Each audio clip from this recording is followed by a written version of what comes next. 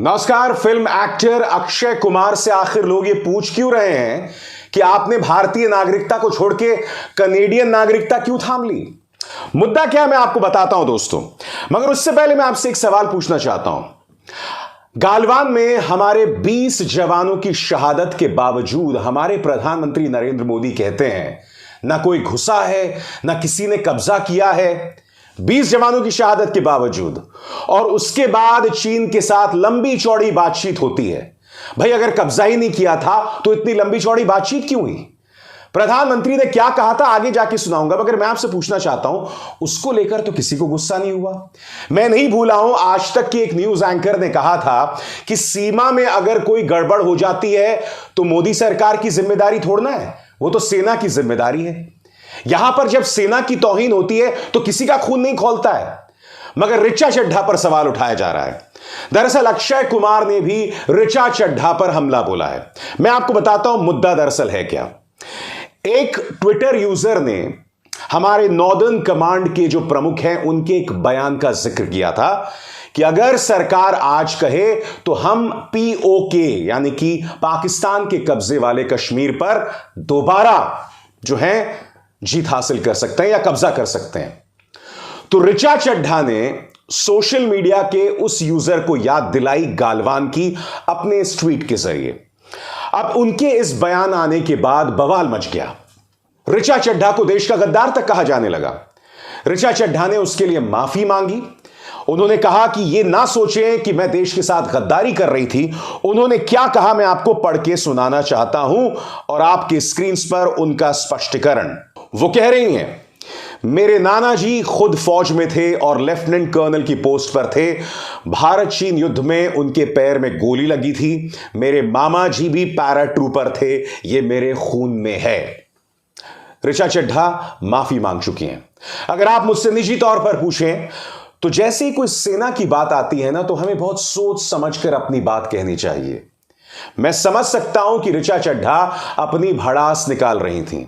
वो ये याद दिला रही थी कि भाई हम पीओके पर कब्जा करने की तो बात कर रहे हैं मगर हम गालवान को ना भूलें। वो ये बात कह रहे थे, मगर अक्षय कुमार को मौका दिख रहा है और उन्होंने मौके पर चौका लगा दिया। उनका बयान आपकी स्क्रीन पर। ऋचा चड्ढा का यह बयान पढ़कर मुझे बहुत दुख हुआ है। हमें अपनी सेना के प्रति एहसान फरामोश नहीं होना चाहिए। वो हैं तो आज हम हैं। जब ऋचा चड्ढा अपने बयान के लिए माफी मांग चुकी हैं और मैं आपको कह चुका हूं ऋचा चड्ढा को यह बयान नहीं देना चाहिए था, और अगर देना भी चाहिए था तो उन्हें स्पष्टीकरण देना चाहिए था कि उनके इस बयान का क्या मतलब है। मगर जब वो माफी मांग चुकी हैं तो अक्षय कुमार आखिर क्यों आग में घी डालने का काम कर रहे हैं? और नतीजा यह हुआ दोस्तों कि सोशल मीडिया में बवाल हो गया। लोग उनको याद दिला रहे हैं कि आप जब कह रहे हो हमारी सेना, अक्षय कुमार ने कहा ना कि हमें अपनी सेना के प्रति एहसान फरामोश नहीं होना चाहिए, अनग्रेटफुल नहीं होना चाहिए। तो लोग उन्हें याद दिला रहे हैं कि भाई जब आप कह रहे हो हमारी सेना तो क्या आप कनाडा की सेना की बात कर रहे हो? क्योंकि हमें नहीं भूलना चाहिए कि अक्षय कुमार ने भारतीय नागरिकता को छोड़कर कनाडा की नागरिकता को थाम लिया। कल्पना कीजिए ये काम शाहरुख ने किया होता या सलमान ने किया होता या आमिर ने किया होता तो अब तक आप उन्हें सूली पर चढ़ा देते, मगर कनाडा माफ कीजिएगा अक्षय कुमार ने ऐसा किया और अब वो ज्ञान दे रहे हैं। कांग्रेस ने भी इस पर करारा हमला बोला है। आपके स्क्रीन पर सुप्रिया श्रीनेत और उनका बयान। वो कह रही हैं, कोई कनाडा कुमार से कहे कि चुप हो जाएं। जब प्रधानमंत्री ने कहा था कि हमारी सीमा में कोई नहीं घुसा था तब उन्होंने हमारे 20 जवानों की शहादत का अपमान किया था। कल्पना कीजिए प्रधानमंत्री मोदी और चाइनीज सेना के बयान में कोई अंतर नहीं था। सुप्रिया श्रीनेत यहां इस बात को याद दिला रहे हैं कि जब गालवान घाटी में संघर्ष हुआ था जिसमें 20 भारतीय जवानों की शहादत हुई थी, उस वक्त चीन भी यह कह रहा था कि हम भारत में नहीं घुसे हैं और प्रधानमंत्री नरेंद्र मोदी भी ये बात कह रहे थे। याद कीजिएगा 15 सेकंड का उनका ये बाइट है, सुनिए। न वहां कोई हमारी सीमा में घुस आया है, न ही कोई घुसा हुआ है, न ही हमारी कोई पोस्ट किसी दूसरे के कब्जे में है। मैं आपसे फिर पूछना चाहता हूं, प्रधानमंत्री का आपने बयान सुना और यह बयान आया था ठीक हमारे जवानों की शहादत के बाद। इस तरह से हमारे जवानों की शहादत की बेइज्जती की गई थी, अपमान किया गया था। इसको लेकर तो किसी का खून नहीं खौला, इसको लेकर तो किसी ने देश की गद्दारी नहीं की। मगर एक तरफ ऋचा चड्ढा, जो एक एक्ट्रेस है, जो इस देश की प्रधानमंत्री भी नहीं है, किसी मंत्री पद भी नहीं है, वो अपनी भड़ास निकाल रही थी, उन्हें हम देश का गद्दार बता रहे हैं। उनकी शादी अली फजल से हुई है तो अब हम उस मुद्दे को भी उठा रहे हैं, क्योंकि कुछ लोगों को मौका मिल गया है अली फजल पर निशाना साधने का। मैं आपसे फिर सवाल पूछ रहा हूं, प्रधानमंत्री ने तो यह बात कही थी, उसके बारे में आपका क्या कहना है? और वो भूल जाइए, फिर से मैं अक्षय कुमार पर आता हूं। अक्षय कुमार ने एक मंच पर कहा था, this is my home, Toronto is my home.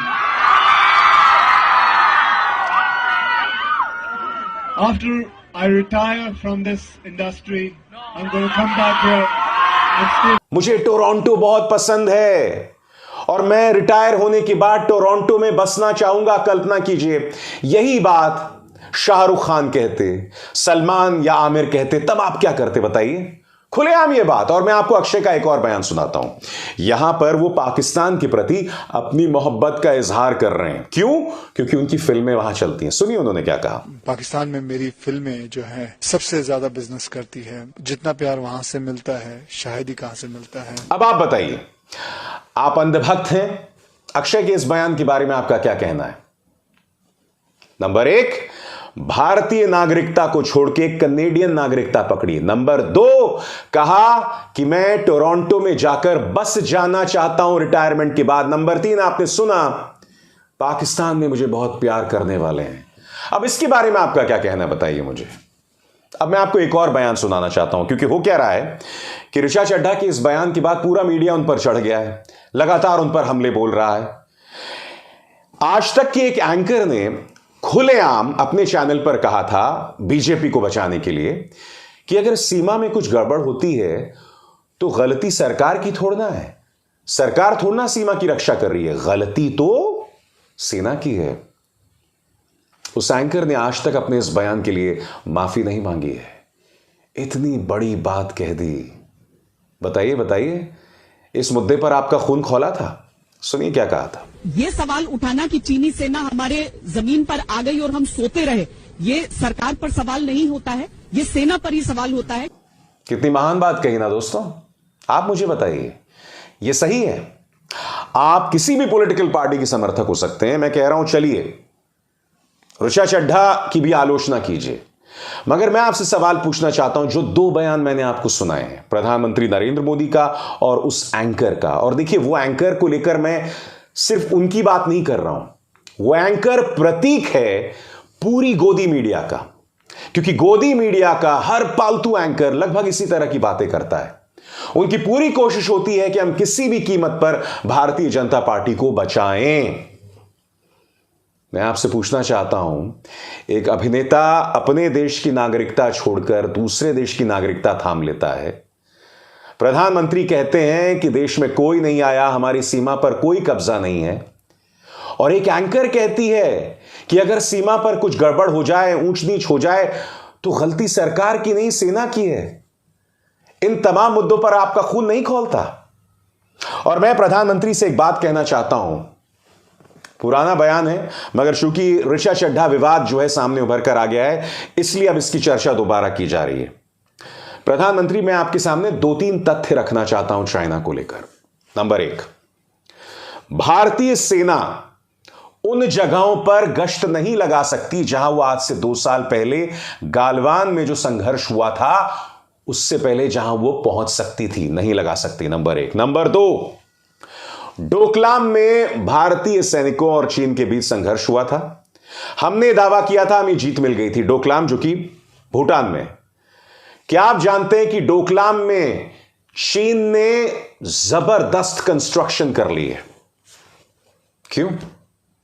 Number 3, Arunachal Pradesh की वो जमीन जिसे भारत अपना मानता है, जहां पर अब तक चीन की सिर्फ एक मिलिट्री पोस्ट थी, अब चीन ने वहां पूरा एक गांव बसा दिया है। इसके बारे में आपका क्या कहना है? और अब भी जहां पर हम आसानी से गश्त लगा सकते थे हमारे सैनिक, वो चीन के कब्जे में है। एलएसी के मायने बदल दिए गए हैं दोस्तों। दोनों सेनाएं जहां पर हुआ करती थी आज से 2, 2.5, 3 साल पहले, वो पूरी तरह से बदल गया है और वो चीन के पक्ष में गया है। ये तमाम तथ्य हैं। ये सवाल कोई पूछता है, एक ऋचा चड्ढा कोई बात कह देती है, उस पर आप बवाल कह देती हैं। मैं फिर दोहरा दूं, ऋचा चड्ढा को यह बात सोच समझकर कहनी चाहिए थी, उन्हें स्पष्टीकरण देना चाहिए था। मैं जानता हूं कि वो अपनी भड़ास निकाल रही हैं। ऋचा चड्ढा गद्दार नहीं है, उनका पारिवारिक इतिहास है सेना का, और वो इस देश की नागरिक हैं।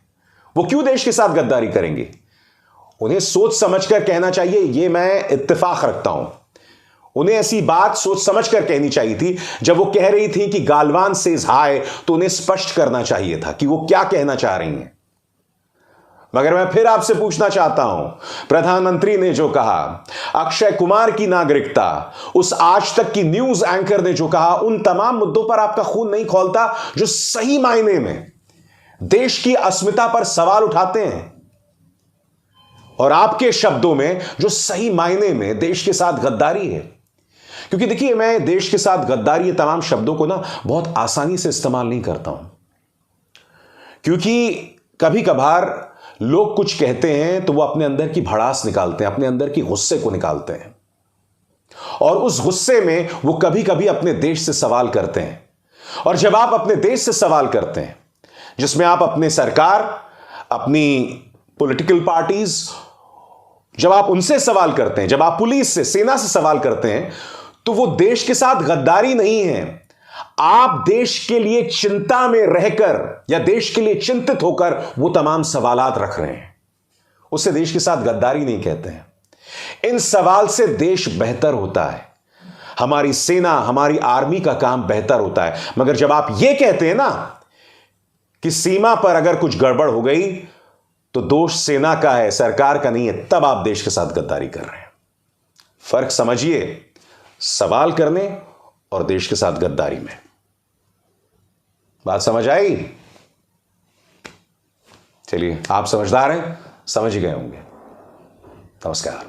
स्वतंत्र और आजाद पत्रकारिता का समर्थन कीजिए, सच में मेरा साथी बनिए। बहुत आसान है दोस्तों, इस ज्वाइन बटन को दबाइए और आपके सामने आएंगे ये 3 विकल्प, इनमें से एक चुनिए और सच के इस सफर में मेरा साथी बनिए।